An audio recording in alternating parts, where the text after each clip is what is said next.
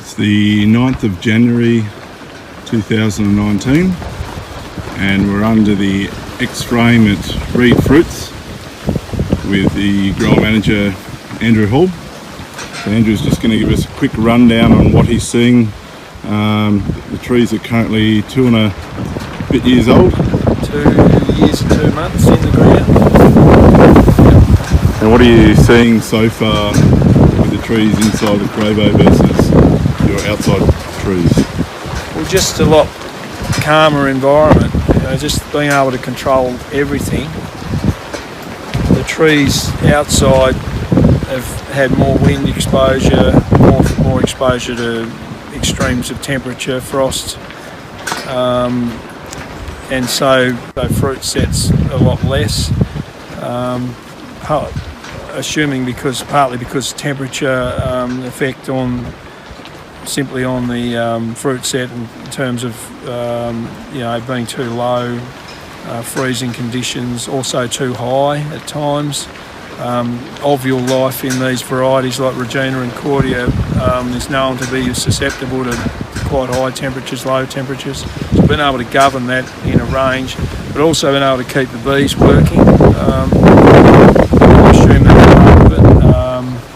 But I think general tree stress, I think more than anything, when they're constantly exposed to adverse conditions like wind, whether it's a hormonal imbalance or something in the tree, but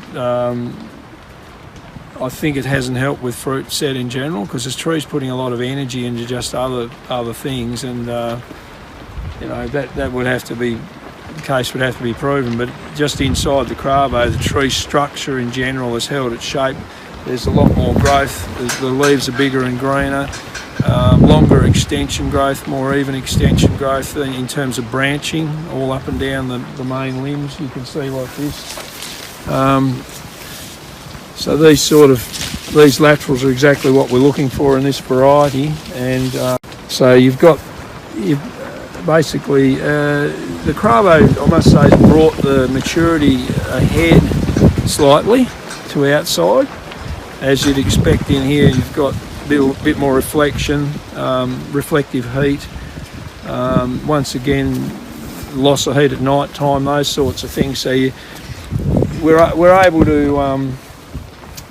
to slow things up coming into flowering in early spring when it's cooler by shading the house and delaying the flowering.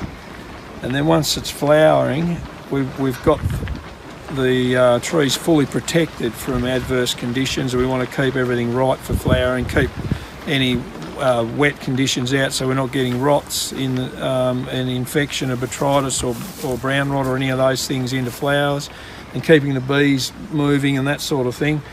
I guess what we're seeing here is then once we're into that protective mode, you've got a little bit more heat and it's calmer, and the trees advance slightly. So they are still a lot later than our other farms. So we've picked, this is Cordia, we've picked this a week to 10 days ago at our other farm, which is 50 metres above sea level. This property's 420 metres above sea level, so it's later anyway.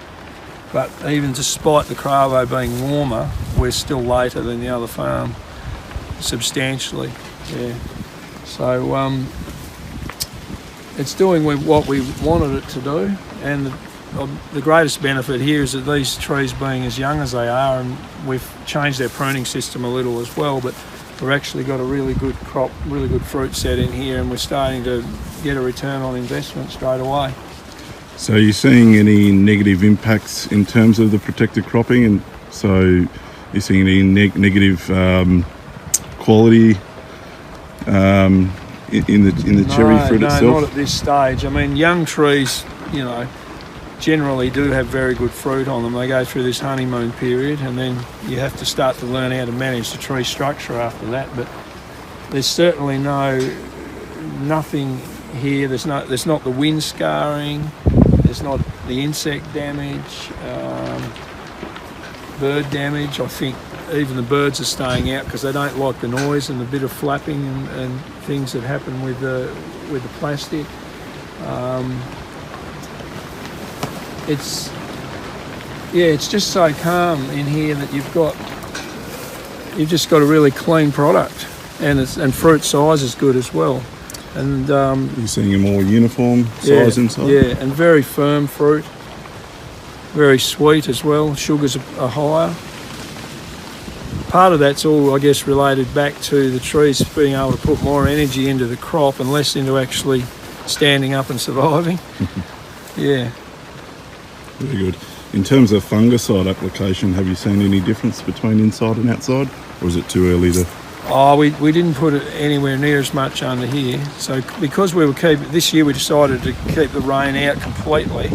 We could have opened it up briefly a few times just to freshen things up and wash the dust off the trees, and also green up the row centres. Because we haven't had the rainfall, our row centres have dried off quite a bit. So we're only wetting the mound that the trees are planted in when we're irrigating. But what the whole aim of keeping it shut was actually reducing the pesticide and fungicide, or more so the fungicide inputs. A little bit warmer in here. We did see a little bit of cherry slug and probably a little bit of light brown apple moth very early. It was earlier because it's warmer. The white brown was caught in here earlier than it had been outside. So in terms of insect management, yes,